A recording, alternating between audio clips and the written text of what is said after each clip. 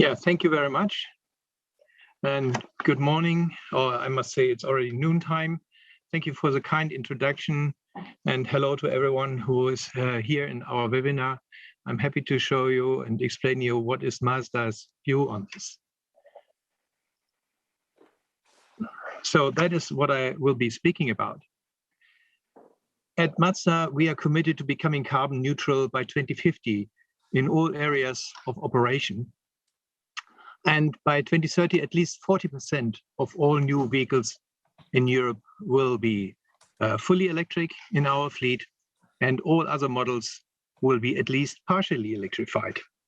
Reaching carbon neutrality is the most important challenge we are facing today.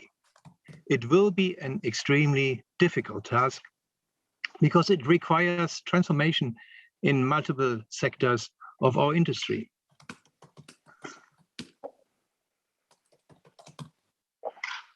When considering the renewal rate of the fleet of combustion engines today, it appears that only offering new fully electrified vehicles will not be sufficient to achieve climate neutrality by 2050. We often forget that electrified vehicles cannot be deployed in the same manner everywhere. A car is a long life and expensive investment for people.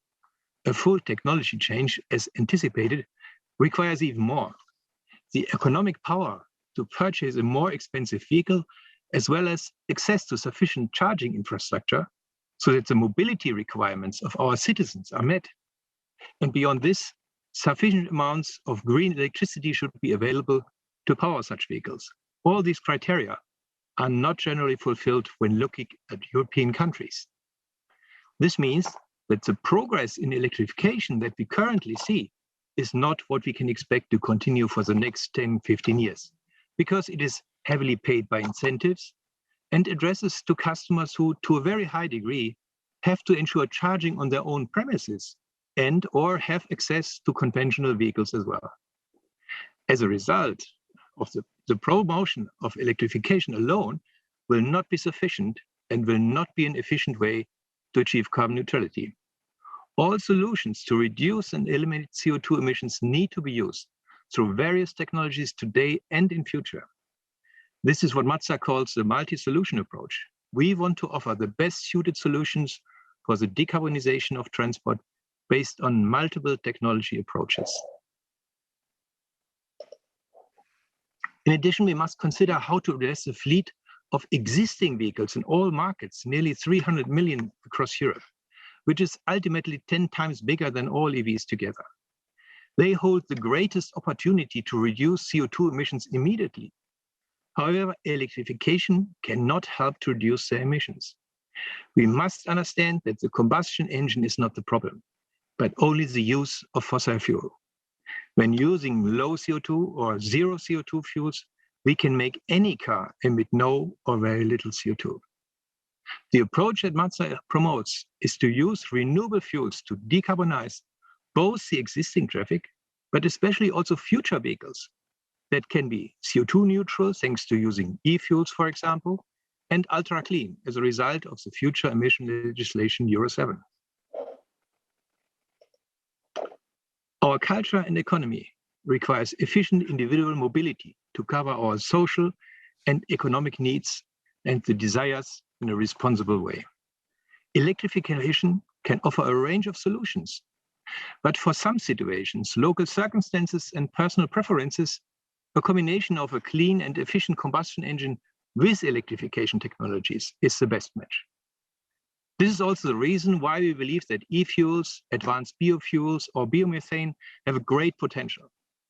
In 2030, most cars on the road will still have an internal combustion engine, even if combined with some form of electrification.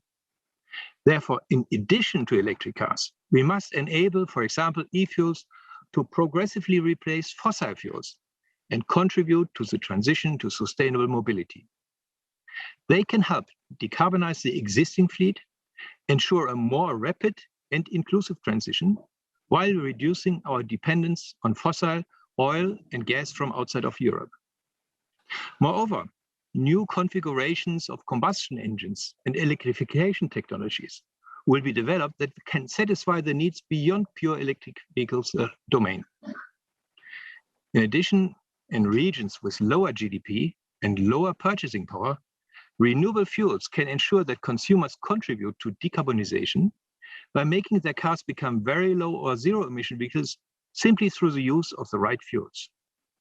So even if the investment in charging networks and the production of green electricity is limited in various member states, they can still efficiently contribute to decarbonization of mobility by e-fuels and other renewable fuels. You might ask me now, where are those e-fuels? When we look around the world, and especially around Europe, we see many entities which have experience with making fuels, which have already understood that the value of e-fuels and biofuels, and which have believed that there is an opportunity to change the fossil fuel era into a carbon neutral fuel era, provided the right signals are sent by politics that this concept will be accepted. High investments in an international framework will become necessary, and this requires, of course, a long-term horizon to make these investments pay off. We need the capability of e-fuels and all other clean fuels to be acknowledged in the CO2 standards legislation, and we need it to be accounted in the CO2 targets achievements for the OEMs. The crediting system, as today presented by Frontier Economics, offers a very practical, sensible solution to this accounting of renewable fuels towards decarbonization of mobility. Having a crediting system for such fuels will enable all investors and all industries to take a role. It provides a clear horizon and certainty for the investment. From a car manufacturer's perspective, this opens an additional way to support the transition and to reduce emissions from road transport, in addition to the massive investments we are making to electrify our fleet now and in the years to come. A crediting system for renewable fuels in cars and vans will contribute to promoting these fuels more broadly and build economies of scale for their use in all other transport modes as well. This will ensure that the environmental benefits of such renewable fuels are fully delivered and their market share reaches a critical mass. The crediting system, as proposed, is fair and transparent. First, it doesn't allow for double counting. Distributors of renewable fuels and car manufacturers have to declare whether the fuels will be counted towards the red targets or towards the fleet targets under the CO2 emission standards regulation. Either or, no mixing up. And there is no blurred responsibility, as we already heard. Car manufacturers continue to reduce their CO2 emissions by putting zero and low emission cars on the market and by buying credits for renewable fuels. Fuel producers continue to meet their renewable energy targets and put clean fuels on the market. They only receive support from automotive investors to do so.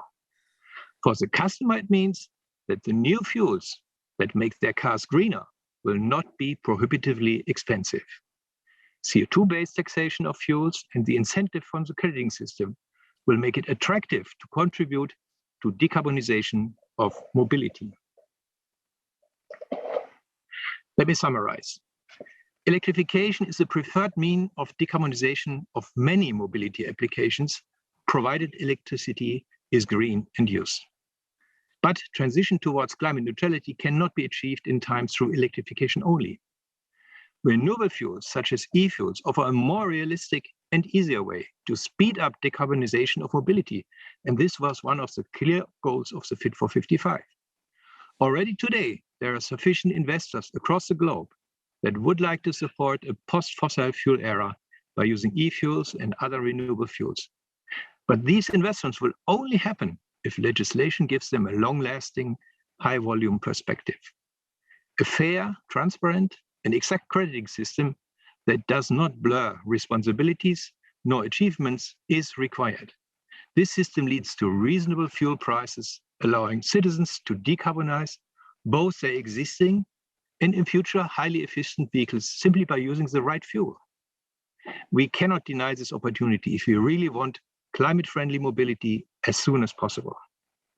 We have seen that this system is supported by various MEPs, such as Mr. Giesecke and Mr. Salini, and we sincerely hope the discussions will continue and will enable the use of all solutions towards carbon neutrality. Thank you very much.